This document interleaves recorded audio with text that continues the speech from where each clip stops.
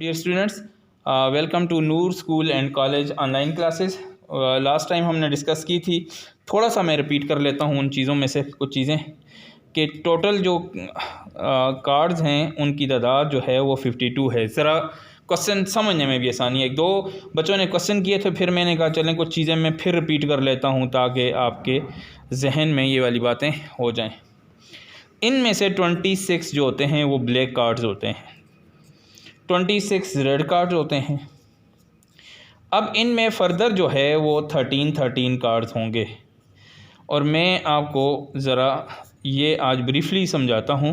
फिर क्वेश्चन दो तीन बच्चों ने क्वेश्चन किया कि एक पार्ट समझ नहीं आया, तो फिर मैं और चीज़ें भी आप इसमें 13 स्पेड्स कार्ड होते हैं। इनकी शक्ल कुछ इस तरह की होती है। मेरी ड्राइंग इतनी अच्छी नहीं है, बहरहाल अपने मतलब एक वो फूल सा बना होता है, ऐसे मैंने तो ऐसा किया हुआ है, आपने इसको ज़रा गोल शोल कर लेना है बस। फिर एक ये हर्ट की तरह होता है, लेकिन ये हर्ट नहीं होता, वो अलग होते हैं। और यहाँ पे ये हमारे पास ये इस तरह के होते हैं, इस तरह का। इनको क्लब बोलते हैं, 13 क्लब कार्ड होंगे इनके। इसी तरह इधर 13 रेड में भी 13 डायमंड होंगे और डायमंड ऐसे ये वाले, ये डायमंड कार्ड है। और 13 हर्ट होंगे, ठीक हो गए, ये 13 हर्ट कार्ड होंगे। अब इन 13 कार्ड्स में से कार्ड्स की डिस्ट्रीब्यूशन किस तरह की है। 13 कार्ड्स में एक किंग होगा।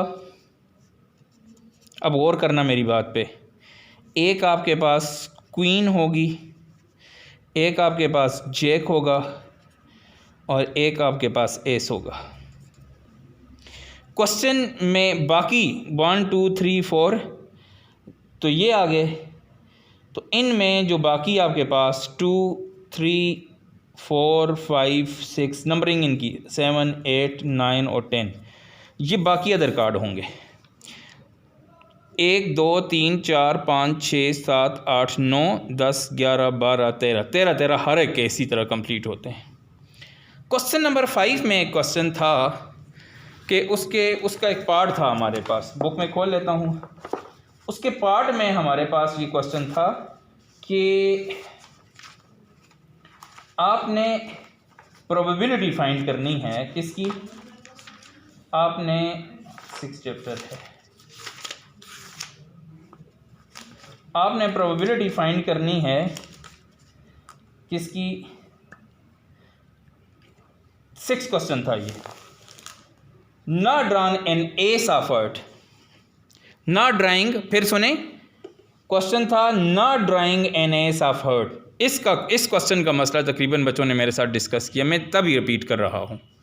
Not drawing an ace of heart का मतलब देखें, एस ऑफ हर्ट एक ही होगा। देखें इसमें 13 कार्ड हैं हर्ट वाले में, 13 में एक किंग होगा, क्वीन होगी, जैक होगा, एस होगा और ये 9 कार्ड होंगे। तो एस ऑफ हर्ट सिर्फ और सिर्फ एक होगा, तो एक को छोड़ के बाकी कितने आपके पास कार्ड बच के। Let A be the event, let A be the event that has, क्या है, that A be the event that has card not drawing an ace of heart। तो एस ऑफ हार्ट क्या है, हर एक में मैंने कहा है 9 कार्ड, हर एक में ये वाले होंगे, 4 ये होंगे, 9 कार्ड इसमें भी ये होंगे और 4 ये होंगे, इसी तरह। तो एस ऑफ हार्ट का मतलब एक होगा, ऐसा एस ऑफ हार्ट सिर्फ 1 होगा।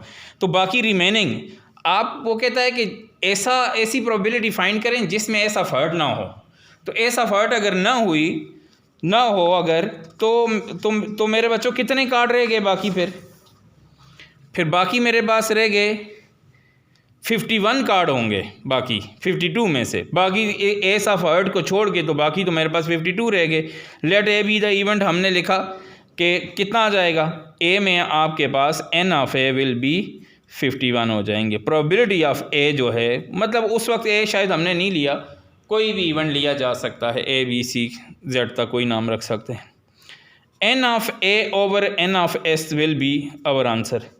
तो 51 और एन ऑफ एस कितना है 52।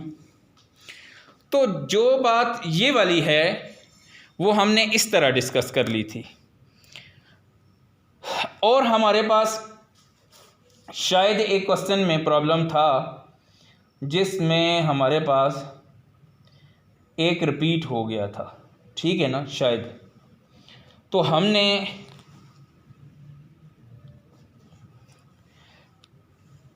ये था नंबर 5।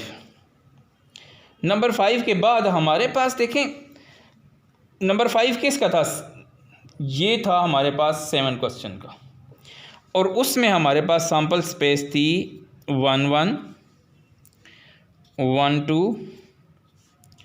1 3 1 4 1 5 1 6, ये आगे इसको मैं नीचे खींच लेता हूँ 2 1 2 2 2 3 2 4 2 5 2 6 3 1 3 2 3 3 3 4 3 5 और 3 6 4 1 4 2 4 3 4 4 4 5 4 6। सिमिलरली 5 1 5 2, अब आप खुद सोचें क्या होगा, 5 3 5 4 5 5 और 5 6। फिर 6 1, 6 को 2 के साथ लिखेंगे, 6 को 3 के साथ लिख लेंगे, 6 को 4 के साथ लिख लेंगे, और 6 को 5 के साथ, और 6 को 6 के साथ। एक ही आपने बड़ी ब्रैकेट में इसको कैंसिल करके ये डाल लेता हूँ, और यहाँ पर भी ये डाल दी मैंने, ये आगे सारे।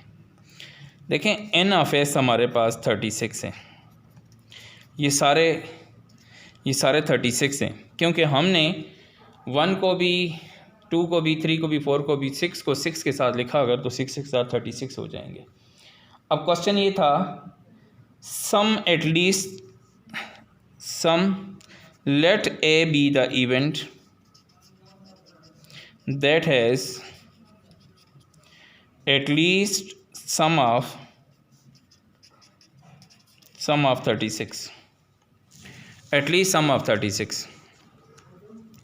देखिए मेरे बच्चे, एट लीस्ट सम ऑफ 36 में आप वो शामिल कर सकते हैं जिनमें कम से कम जो है वो सम, देखो अगर आप अबू को ये बोलते हैं ना कि अबू मुझे 50 रुपीज़ चाहिए क्योंकि मैंने एक नोटबुक लेनी है, this is your minimum requirement, तो अबू अगर आपको 500 दे दें तो आपका काम हो जाएगा, लेकिन अगर अबू आपको 10 रुपीज़ दें तो आपका काम नहीं होता। तो ये मिनिमम वाले केस में भी ज़्यादा हो सकते, पॉसिबिलिटी है ज़्यादा भी हो सकते हैं। उसने कहा कि ऐसा मालूम करें जिसमें कम से कम सम 10 हो, तो फिर वो 11 भी हो सकता है, 12 भी हो सकता है, ज़ाहिर है इस केस में 11 12 तक ही जा सकते हैं। अब पहली लाइन में अगर देखें तो किसी का भी सम हमारे पास 10 पॉसिबल नहीं है, दूसरी लाइन में भी अगर आप देखें तो 10 पॉसिबल सम नहीं है, तीसरी लाइन में भी अगर देखें तो 9 तक है, चौथी लाइन में देखें तो आपके पास एन ये ए जो है इसमें आपके पास चौथी लाइन में 4 और 6 आते हैं, ठीक है। उसके बाद आपके पास अगली लाइन में 5 और 5 आते हैं, ये मैंने 5 लिखा है, ज़रा लिखा जल्दी में, वो 5 को सही कर लेना बहरहाल। और 5 और 6 भी आ सकते हैं क्योंकि एटलीस्ट वाले केस में मैंने आपको बताया है कि पॉसिबिलिटी है ज़्यादा भी हो सकते हैं। और ये 6 4 6 6 6 4 6 5 और 6 6।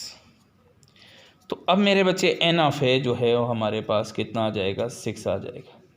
उसमें शायद हमारे पास 5 और 6 लिखना था, 6 5 रिपीट हो गया। एन ऑफ ए आपके पास ये आ गया, तो प्रोबेबिलिटी ऑफ ए क्या हो जाएगा, लेट बी कर लें इसको, ये ए कर लें, कोई इशू नहीं है। N of A divided by n of S, और दैट विल बी 6/36। उस वक्त शायद 52 दिमाग में आ गया क्योंकि कार्ड्स वाला क्वेश्चन भी हमने किया हुआ था। ठीक है, कोई चीज़ मुश्किल नहीं है। अगर क्वेश्चन एज ऑफ हर्ट वाला क्वेश्चन आपने बहुत ज़्यादा डिस्कस किया तो मैंने कह दिया, अब मैंने डिस्ट्रीब्यूशन ज़रा आसान कर ली, क्योंकि मुझे ताश के पत्तों का इतना ख़ास इल्म नहीं था, क्योंकि मैंने लाइफ में कभी नहीं खेले। तो बहरहाल फिर मैंने इनकी डिस्ट्रीब्यूशन दोबारा से फिर चेक की, दोबारा से आज फिर मैंने कहा मैं आपके साथ ये शेयर कर दूं कि ताकि आपको चीज़ें क्रिस्टल क्लियर हों। मतलब आपको अगर क्वेश्चन में मसला आया तो फिर मैंने कहा कि इसका मतलब है कि मुझे इस चीज़ को दोबारा डिस्कस करना चाहिए। आई होप सो कि अब आपको मसला नहीं होगा। इस फूल को ज़रूर सीधा करना, ये जो मैंने बनाया हुआ है ये इस तरह का गोल गोल होता है बार, बाकी ये ठीक बने हुए हैं। ठीक हो गया। अच्छा, अब हमने क्वेश्चन डिस्कस किए थे उस दिन ये, और ये सारे भी हो गए थे। अब लॉज ऑफ प्रोबेबिलिटी में आज हम डिस्कस करेंगे नया टॉपिक, लॉज ऑफ प्रोबेबिलिटी। आज की जो ये समझेंगे ना, हमारी जो प्रॉब्लम थे मैंने कहा आपसे डिस्कस करने थे, तो मैंने कहा ये दो चीज़ें मैं आपके साथ डिस्कस कर लेता हूँ ताकि आपके लिए थोड़ी सी आसानी हो जाए। लॉज ऑफ प्रोबेबिलिटी में एक लॉ जो था वो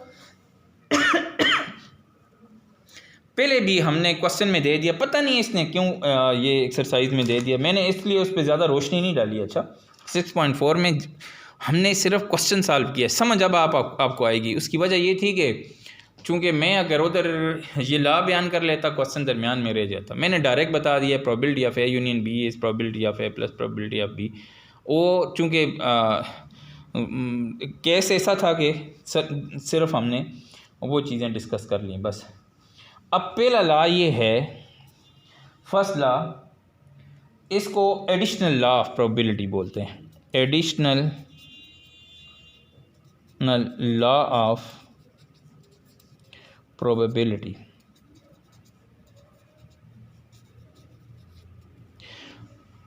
एडिशनल लॉ ऑफ प्रोबेबिलिटी में हमारे पास probability of A union B क्या होगा, probability of A plus probability of B minus probability of A intersection B. This is additional law of probability है, ये पहला है हमारे पास। और इसमें से अगर मेरा बच्चा क्वेश्चन आ जाए ना, तो ये समझें कि अब हम क्वेश्चन मतलब ये लिंकेज अब डिवेलप कर रहे हैं। वो तो मैंने आपके प्रॉब्लम सॉल्व कर लिए। लिंकेज मीन के आपकी एक्सरसाइज के में जो चीज़ें इस्तेमाल हो रही हैं वो मैं डिस्कस किए जा रहा हूँ। ये आपकी लिंकेज है फॉर टुडे। वो दो मैंने प्रॉब्लम सॉल्व किया आपके। तो मेरे बच्चे, हमने क्या करना है, अगर आपने वेन डायग्राम अगर देखी हो तो मुझसे किसी ने क्वेश्चन किया वेन डायग्राम का क्या फ़ायदा है। वेन डायग्राम का सबसे अच्छा फ़ायदा ये है कि ये आपके कॉन्सेप्ट क्लियर करेगा। मसलन एक सेट है जिसमें ये ए है और ये बी है और this is the common part, this is A intersection A. For example A union B कर लेते हैं, हमने ए यूनियन बी किया हुआ है। दिस इज़ यूनिवर्सल है, हमेशा इसको हम रेक्टेंगल से रिप्रेजेंट करते हैं। अब जो बात मैं कर रहा हूँ उसको बड़े गौर से सुनना। जब मैंने प्रोबेबिलिटी ऑफ ए डिस्कस किया तो ये वाला पार्ट सारा यहाँ से, ये जो मैंने डार्क किया हुआ है ना, ये वाला, ये दोनों का कॉमन पार्ट है। तो बल्कि मैं थोड़ा सा इसको और बड़ा कर लेता हूँ ताकि हमें ये बात समझ आ जाए। ये जो कॉमन पार्ट है दोनों का, जब मैंने प्रोबेबिलिटी ऑफ ए किया तो उसमें ये कॉमन पार्ट आ जाएगा। जब मैंने प्रोबेबिलिटी ऑफ बी किया तो ये दोबारा शामिल हो जाएगा। इसलिए मैंने एक दफ़ा, चूँकि हम प्रोबेबिलिटी जब फाइंड करते हैं तो प्रोबेबिलिटी ऑफ ए में वो कॉमन पोर्शन आ जाएगा। सही हो गया ना, मेरी बात समझें ज़रा। यानी कि ये सारे का सारा यहाँ से लेके यहाँ तक सारा आ जाएगा। और जब मैंने प्रोबेबिलिटी ऑफ बी किया तो उसमें ये दोबारा शामिल हो जाएगा। जो दोबारा शामिल हुआ उसको मैंने माइनस कर लिया ताकि मेरे पास प्रोबेबिलिटी का एग्जैक्ट आंसर आए जो हमें चाहिए। दो दफ़ा तो किसी की प्रोबेबिलिटी नहीं फाइंड कर सकते हम, कि एक दफ़ा कर ली और दोबारा शामिल हो रहा है, इसलिए हमने ये कर ली। This is known as first law of probability and which is also called additional law of probability. अगर ए और बी म्यूचुअली एक्सक्लूसिव हों, इसमें भी आगे फर्दर एक स्टार पॉइंट है, ये याद रखना.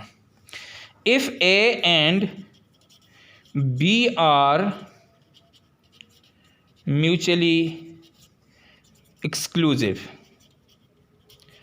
What do you mean by mutually exclusive? When both cannot occur at the same time. Head और टेल्स में कुछ कॉमन नहीं आता. जब आपने ऊपर से सिक्का उछाला, या हेड आएगा या टेल्स आएगा, ये म्यूचुअली एक्सक्लूसिव है.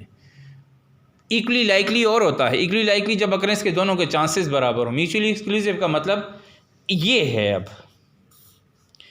जब उन दोनों में कुछ कॉमन ना हो तो फिर तो ये ए है और ये बी है, और ए यूनियन बी मैंने लिया, तो अब मुझे माइनस करने की ज़रूरत नहीं है.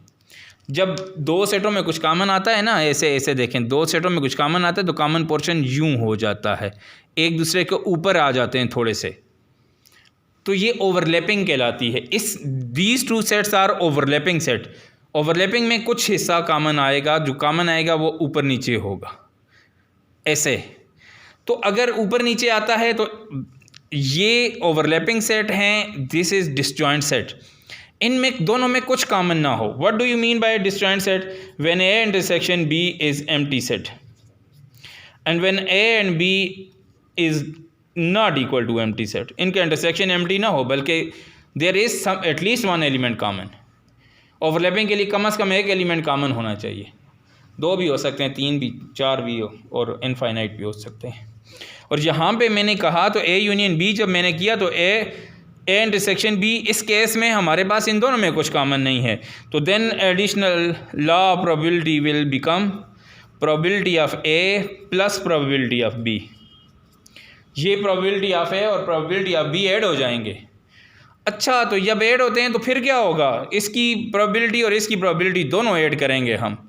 अच्छा, दोनों ऐड हो गए तो फिर क्या करेंगे हम अब ये जो इंटरसेक्शन है अब नहीं करनी, क्योंकि अब दोनों में कोई चीज़ कॉमन नहीं थी. जो पहले एक दफ़ा शामिल हुआ, फिर दूसरी दफ़ा फिर शामिल हुआ, तो फिर इसमें आपने probability of A when mutually exclusive, तो देन प्रोबेबिलिटी ऑफ ए और probability of B direct add हो जाएंगे, क्योंकि हमारे पास प्रोबेबिलिटी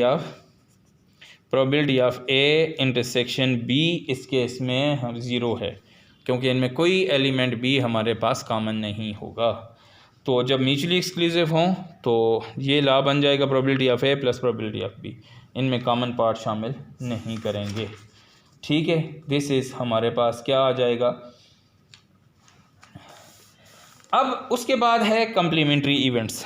कुछ टॉपिक डिस्कस कर रहे हैं. आपने बुक में सारी डेफिनेशंस लिखी हुई हैं, इसलिए मैं डेफिनेशंस नहीं लिखता, बल्कि आपका होमवर्क ये होगा. अपने साथ साथ मैं आपको बता रहा हूँ कि कम्प्लीमेंट्री इवेंट्स में आपने क्या करना है. कम्प्लीमेंट्री इवेंट्स में आपने वो मतलब सारे जो टॉपिक हैं वो आपने बुक में से लिखने हैं. अब कम्प्लीमेंट्री इवेंट्स क्या हैं, आपको मैं डेली लाइफ से एग्जांपल दूंगा तो आसानी से बात समझ आ जाएगी. Complementary events, if the sample space S is divided into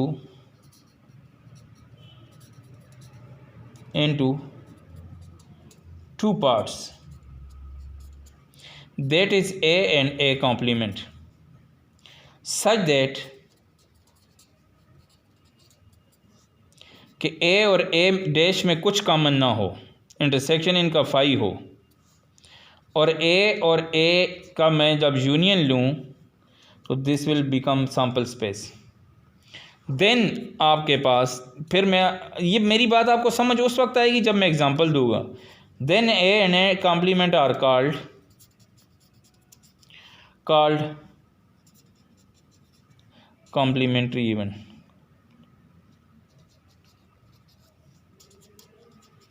event.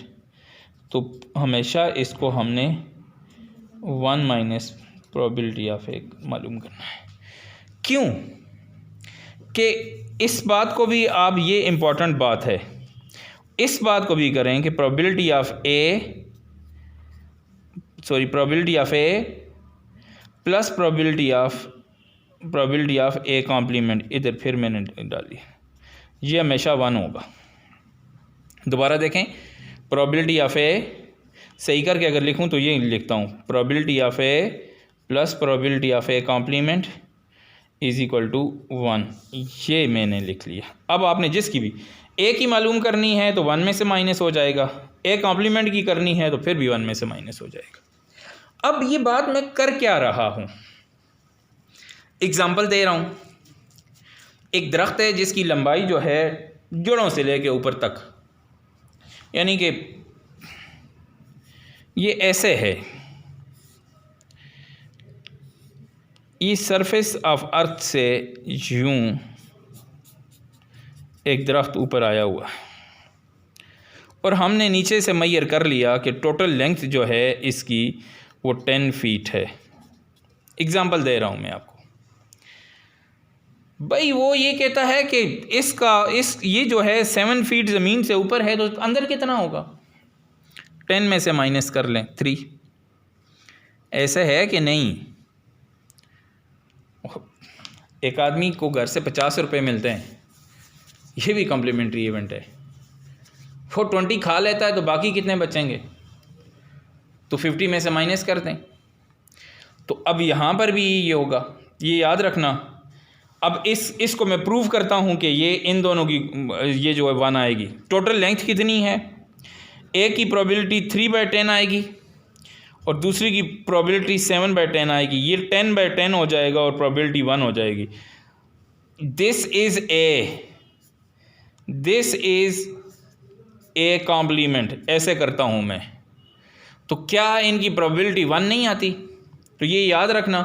देखें ना, अगर मैथ्स का एक बच्चा पेपर देता है तो मैक्सिमम मार्क्स वो कितने लेगा? मैक्सिमम मार्क्स वो ले सकता है 100/100 को आप आपस में करें तो ये मैक्सिमम मार्क्स हैं, इससे ज़्यादा किसी के नहीं हो सकते 100 में से। तो प्रोबेबिलिटी भी मैक्सिमम जो है वो आपके पास 1 से ज़्यादा नहीं हो सकती। तो अब यहाँ पे भी मैं ये कहता हूँ कि अगर मैं ये बोलता हूँ कि 7 जो हैं, आज ये अटेंडेंस वाली बात करता हूँ, एक एग्जांपल और डेली लाइफ से देता हूँ। हम ये कहते हैं कि टोटल जो स्टूडेंट हैं वो 26 हैं और आज 3 एब्सेंट हैं, तो प्रेजेंट कितने होंगे? वो कॉम्प्लीमेंट्री इवेंट है तो वो कितने होंगे? डेफिनेटली 23 होंगे। तो या आपको दूसरे तरीके से अगर बोलें, कॉम्प्लीमेंट्री इवेंट को देखें तो हम ये बोलेंगे जी टोटल 26 हैं, आज 23 आए हुए हैं, तो एब्सेंट कितने हैं? डेफिनेटली 3 हो जाएंगे। तो टोटल में से माइनस 2 इवेंट होंगे, 2। यही कहा ऊपर, if the sample space S is divided into 2 parts A and A complement such that इनमें कुछ कॉमन ना हो। ज़ाहिर है ये ज़मीन से ऊपर है और ये ज़मीन से नीचे है, क्या कॉमन है? कुछ कॉमन नहीं है। और फिर क्या है हमारे पास? इन दोनों को जब टोटल करूं तो पूरा सैम्पल स्पेस बने। तो मैं आपका क्या ख्याल है? 3/10 और 7/10 को करता हूं तो सैम्पल स्पेस की प्रोबेबिलिटी 1 है। जैसे मैं एग्जांपल दे रहा हूं, हफ्ते के 7 दिनों के नाम आपको याद हैं जी? तो हफ्ते के 7 दिनों की प्रोबेबिलिटी कितनी है भाई? डेफिनेटली 1 है, कोई ना कोई तो होगा उसमें से ना। और दूसरी बात ये है कि सारे के सारे, अगर मैं ये कहता हूँ कि अगर आप 10/10 आता है अगर, तो फिर प्रोबेबिलिटी लाजमन तौर पे 1 होगी। तो ये हमने दूसरा इसमें जो है वो डिस्कस कर लिया, कॉम्प्लीमेंट्री इवेंट्स। बस ये 2 चीज़ें हैं। तो फिर मैं इंडिपेंडेंट इवेंट्स को भी मैं थोड़ा सा बाद में डिस्कस करूँगा। जब क्वेश्चन आ गया तो फिर हम उनको हम डिस्कस कर लेंगे, ठीक है? तो 1-2 क्वेश्चन कर लेता हूँ। 6.5 को हम थोड़ा स्टार्ट कर लेते हैं। तो सिर्फ एक ही क्वेश्चन करता हूँ, क्योंकि ये कहता है कि suppose 2 events A and B are such that probability of A क्या दे रहा है? प्रोबेबिलिटी ऑफ दे रहा है 2/5 है और प्रोबेबिलिटी ऑफ बी जो है आपको दे रहा है 2/5 है, दोनों की ए और बी की। और probability of A union B find दे रहा है 1/2 है। तो कहता है कि probability of A intersection B मालूम करें। ये क्या होगी? तो सिंपल है, हमें पता है probability of A union B according to addition law of probability. Addition, law of probability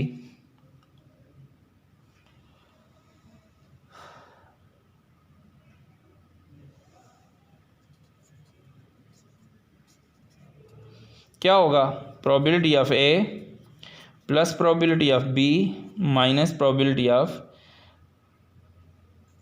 A intersection B. अगर आपको फ़िज़िक्स के क्वेश्चन याद हों तो अगर फ़िज़िक्स के टीचर दे दे कि S is equal to v t, तो इनमें से जो चीज़ भी मालूम करनी है दो देगा एक पूछेगा। हमेशा क्वेश्चन ऐसे ही होंगे कि distance covered is equal to speed into time, बस। तो मेरे बच्चे अगर इस बात को अगर हम ज़रा सा भी गौर करें तो देखें कितनी चीज़ें दी हुई हैं। प्रोबेबिलिटी ऑफ ए पता है, प्रोबेबिलिटी ऑफ बी पता है, probability of A union B पता है, तो बाकी ये रह जाएगा। मैं इसको इधर और इसको इधर शिफ्ट कर दूं तो कितनी आसानी हो जाएगी। Probability of A intersection B is equal to probability of A plus probability of B minus probability of A union B. यूँ कर लिया मैंने इसको। वैल्यूज़ डालें, प्रोबेबिलिटी ऑफ ए क्या है 2/5, ये क्या है 2/5 minus probability of A union B कितना दे रहा है 1/। अब इन सब को सॉल्व कर लें। पहले तो इसकी ले लें, एलसीएम ले लें इसका, तो ये 2 + 2 कितना हो जाएगा 4 हो जाएगा माइनस 1/2। अब एलसीएम लें तो 10 आएगा, डिवाइड करने से 2 आएगा, 2 4 8 आ जाएगा। इसको डिवाइड करें 5 1 इज़ 5, तो ये 3/10 होगी probability of A intersection B. कितनी होगी 3/10। तो कितना आसान है, सिर्फ वैल्यूज़ पुट करनी है। देखें ए भी पता है, बी भी पता है और ए यूनियन बी भी पता है, तो ये मालूम करना है। तो इसको मैंने इधर और इसको मैंने इधर कर लिया क्योंकि लेफ़्ट पे ले जाऊंगा जिसकी वैल्यू हमने फाइंड करनी है। तो आपने 2/5 को सॉल्व किया तो ये 4/5 आ जाएगा और एलसीएम लें तो 3/10। इसका मतलब है कि ये इसका ये आंसर आ जाएगा। दूसरा क्वेश्चन आपने कहता है प्रोबेबिलिटी ऑफ जो है ए जो है 1/2 है और probability of A union B ये है। प्रोबेबिलिटी ऑफ आपने फाइंड करना है कॉम्प्लीमेंट्री इवेंट्स। तो चलें इसको इंशाल्लाह फिर नेक्स्ट उसमें हम डिस्कस करेंगे। आज हमने क्या पढ़ा, आज हमने ये पढ़ा कि भाई एडिशनल लॉ ऑफ प्रोबेबिलिटी क्या है। वो है probability of A union B, probability of A plus probability of A minus probability of A intersection B. तो अब ज़रा सा देखें तो हमारे पास ये कॉमन पोर्शन आ गया जो मैंने डार्क किया हुआ है। अब जब हम प्रोबेबिलिटी ऑफ ए निकालेंगे तो ये डार्क पोर्शन उसमें यहाँ से आगे शामिल होगा। तो जब मैंने प्रोबेबिलिटी ऑफ बी किया तो वो बी भी तो इसी में शामिल है। इसका जो पोर्शन आएगा तो वो हमने इंटरसेक्शन वाले एक दफ़ा माइनस करना है क्योंकि प्रोबेबिलिटी ऑफ ए में ऑलरेडी ये इंक्लूड हो जाएगा। When A and B are mutually exclusive का मतलब ये है कि when two events can not occur both at same time. यानी मैंने हेड और टेल्स के लिए मैंने सिक्का उछाला है तो या हेड आएगा या टेल्स आएगा, दोनों एक दफ़ा नहीं आ सकते। जब दोनों एक दफ़ा नहीं आ सकते तो ये वाली सिचुएशन होगी, यानी इनमें कुछ कॉमन नहीं होगा। जब कुछ कॉमन नहीं है तो probability of A probability of B हो जाएगा क्योंकि अब इनमें इंटरसेक्शन वाला पार्ट हमने नहीं लिखना। फिर उसके बाद हमने कम्प्लीमेंट्री इवेंट डिस्कस की। कम्प्लीमेंट्री इवेंट में आपके पास 2 इवेंट होंगे और दोनों की जो प्रोबेबिलिटी होगी वो 1 होगी, उनका सम 1 होगा, प्रोबेबिलिटी का सम 1 होगा। तो जैसे मैंने एग्जांपल दी कि भाई एक दरख्त है जो 10 फीट का है तो 7 फीट ज़मीन से ऊपर है तो नीचे कितना होगा, तो वो 3 फीट होगा। वो टोटल में से माइनस कर सकते हैं। अगर आप इनकी प्रोबेबिलिटीज़ को ऐड करें तो आप देखेंगे सम भी 1 आएगा। पहला क्वेश्चन किया वो इजी था, 4 चीज़ें हैं, 3 दी हुई हैं, एक पूछी हुई है। तो इंशाल्लाह नेक्स्ट वीडियो में हम क्वेश्चंस को आगे बढ़ाएंगे। बहुत शुक्रिया। क्वेश्चन सॉल्व करके कोई कन्फ्यूजन हो ज़रूर बताया करें, मुझे ज़रा आसानी होती है। नेक्स्ट वीडियो में इंशाल्लाह आपकी कन्फ्यूजन भी दूर हो जाएंगे। अस्सलाम वालेकुम।